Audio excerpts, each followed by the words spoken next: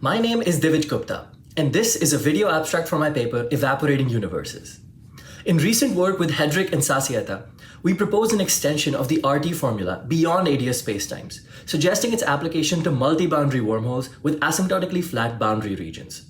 This provides a particular manifestation of ER equals EPR for asymptotically flat spacetimes, where the connected wormhole geometry is interpreted as representing an entangled system.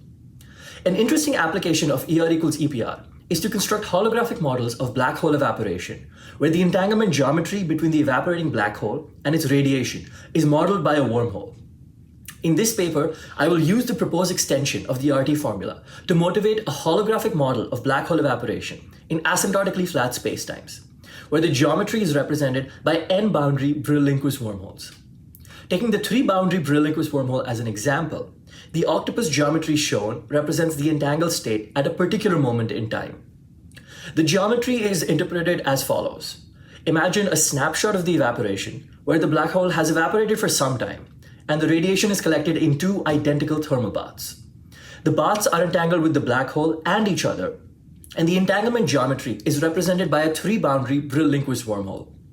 The asymptotic region at the head of this octopus is taken to represent the evaporating black hole, while the asymptotic regions at the legs are taken to be the thermal baths, with the masses given by the ADM mass in each asymptotic region. Each region also has a locally minimal surface homologous to it. To make the black hole evaporate, I impose mass conservation and change the parameters of the Brill-Lindquist metric such that the ADM mass associated to the black hole decreases, while keeping the number of baths fixed. As the black hole evaporates, the areas of the surfaces on the legs increase, while the area of the surface on the head decreases. By the RT formula, the minimal area surface computes the entanglement entropy. I numerically compute the areas and show that at the start of the evaporation, the RT surface is the union of the leg surfaces, which are increasing in area. As the black hole evaporates, the RT surface switches to the head surface, which is decreasing in area. The model thus reproduces the page curve for the entanglement entropy, which is often taken to be the litmus test for unitary evaporation. The wormhole interior possesses additional extremal surfaces, some of which have Morse index 1. These surfaces can be interpreted via the Python's lunch conjecture, or the PLC, where the complexity of decoding the black hole radiation is computed by the area of an index 1 surface in the bulk, known as a bulge surface.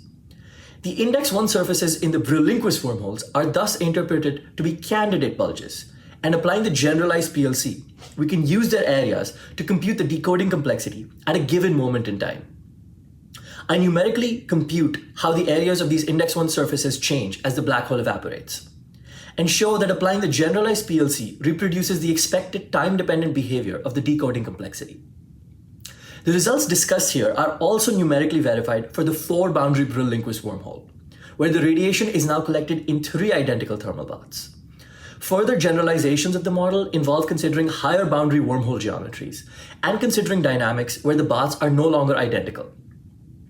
The discussion also considers tensor network representations of the geometry, exploring how the network changes as the black hole evaporates, along with comparisons to existing models of black hole evaporation.